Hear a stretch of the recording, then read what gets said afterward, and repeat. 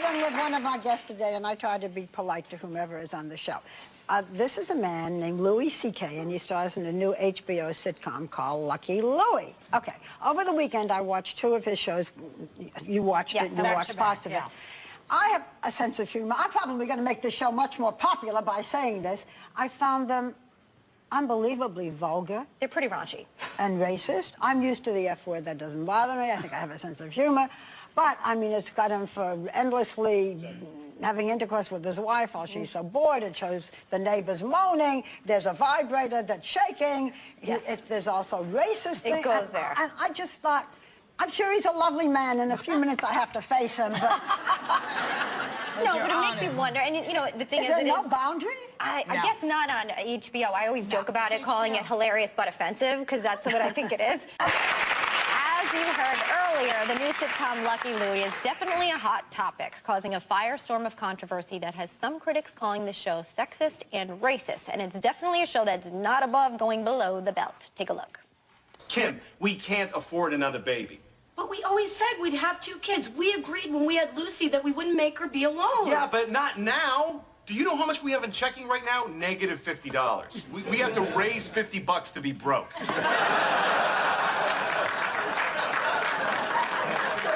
I don't care. I'm not waiting. Lucy is 4 already. I'm getting pregnant right now. Well, you ain't getting pregnant without my sperm.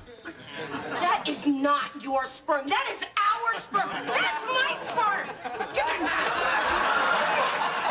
Please welcome the creator and star of Lucky Louie, Louis C.K. That was a funny thing.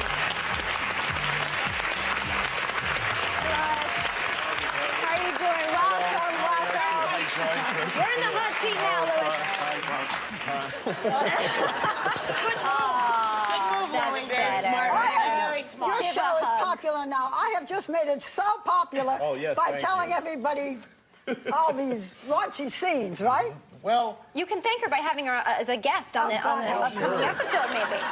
No, listen, I'm really glad that you said this stuff because I think a lot of people, you know, are confused by the show and offended by it. So it's, you know, it's good to be able to. I'm a little nervous and scared, but I'm glad to be able to talk to you about it. You've actually said it's like honeymooners, sort of, right? Yeah, this show is not, I mean, I don't want people to think that we're trying to make fun of folks and we're being dirty just for the sake of it. We're just trying to be as honest as possible.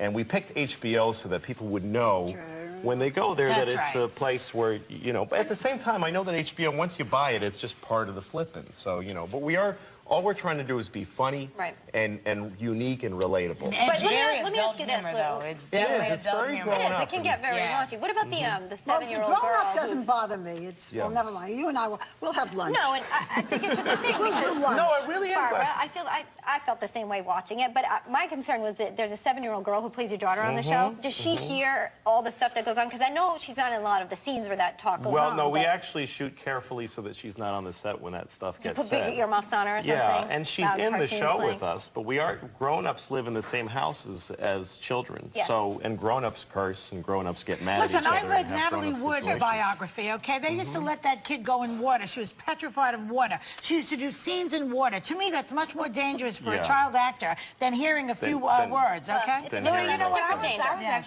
I remember this one scene where it's your character, the daughter's birthday. Yeah. And the African-American couple that's across the hall gives her a doll. Her other friends gave her a doll. And the African-American couple gives her her black doll. That's right. And she has to do a scene, and she does it very effectively, where she cries and says, "I don't want the black Barbie." Right. Is there conversation with this young actress about what the ramifications of that are? Because I know that those are the things that moms, Elizabeth and I were just talking about. Sure. Well, I think that, like, for that scene, first somebody gives her a white Barbie, and my wife is upset because she doesn't like Barbies because of what they represent for women. They said a little mini stripper. I thought it was a great line. It was. It was funny. And then she gets a black Barbie, and some kids just say stuff that you don't know why they're going to like something. Exactly, but it was real. It was a real reaction. It wasn't a bad reaction as a kid. For the kid to say, "I don't like the black Barbie," and then we all feel horrible. Because you're embarrassed because this couple is there. Exactly. So I think we let the kid absorb that the way the kid would in the real story, which is you don't like this Barbie and you just, you know. Yeah. But I don't think, I think at this age the kid's 6 years old and we don't need to I don't want her to be race conscious or anything conscious. It's not up to me, though. I think it's up to her parents. Speaking of I hope the 6-year-old doesn't see the red vibrating moving when she's on the set. Yeah. No, just keep her locked up and somewhere else. I just thought I'd throw that in. Into the real world. No, and as far as the race material on the show, the pilot sets up a situation which is real from my life, which is that we're raising my daughter in upstate New York. And there are zero anything but white people up there where we are. And so an African... Welcome to my world. and a guy came to fix the refrigerator, and he was African American, and he and my daughter bonded with him. And he said... This is in the show. This is true, and it really happened. True life. And my daughter said refrigerator, because she had just learned the word, and he said, yes, refrigerator. And they said refrigerator to each other all day. And then I took her to New York City, and the first black guy that she saw, she said refrigerator.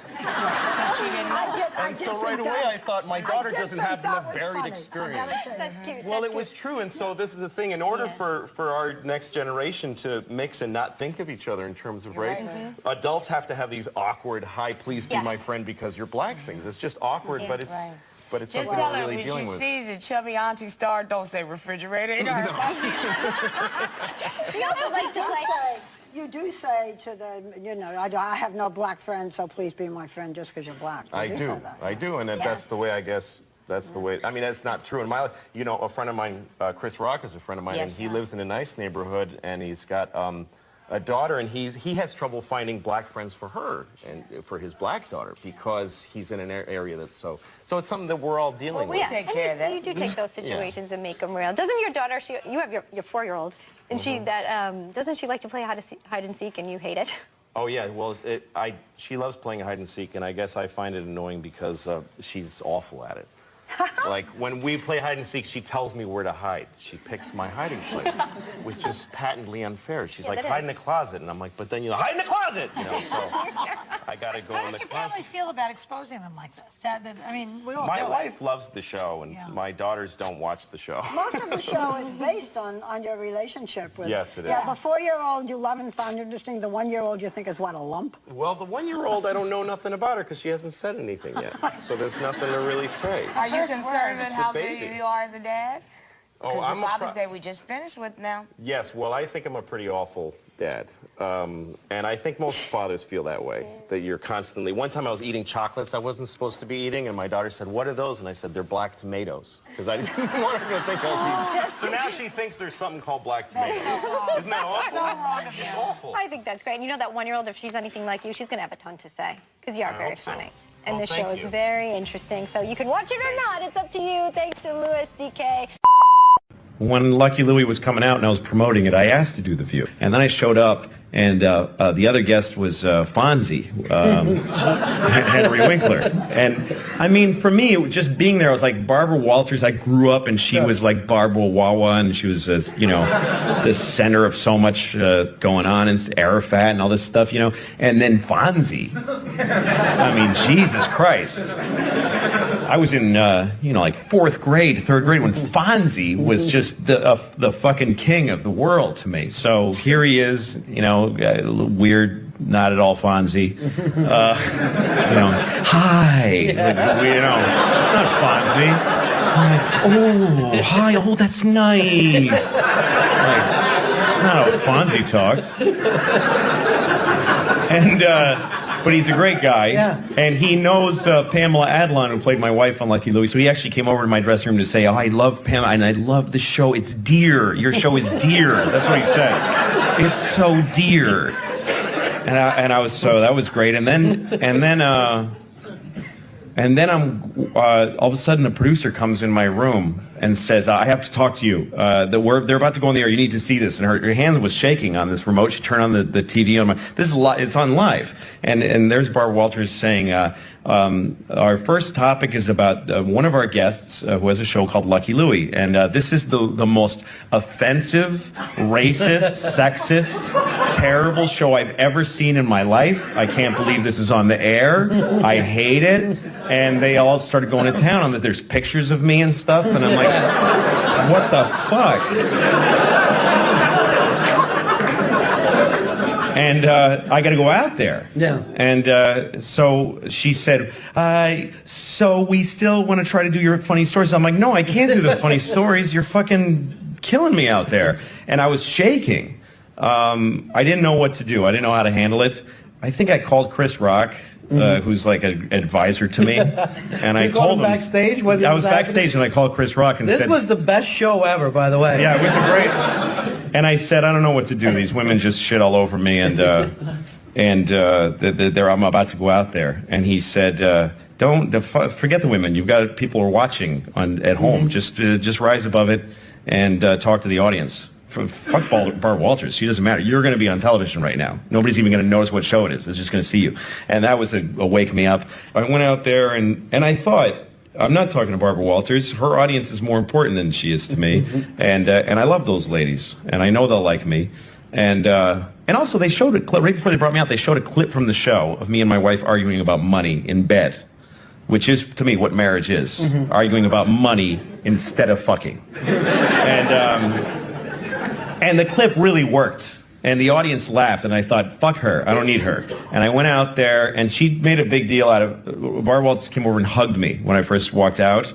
Like, oh, we're friends now. Like, oh, the rift is over. And when she did that, I realized this is pure bullshit. She doesn't dislike the show. She wasn't offended. She's trying to get on the map.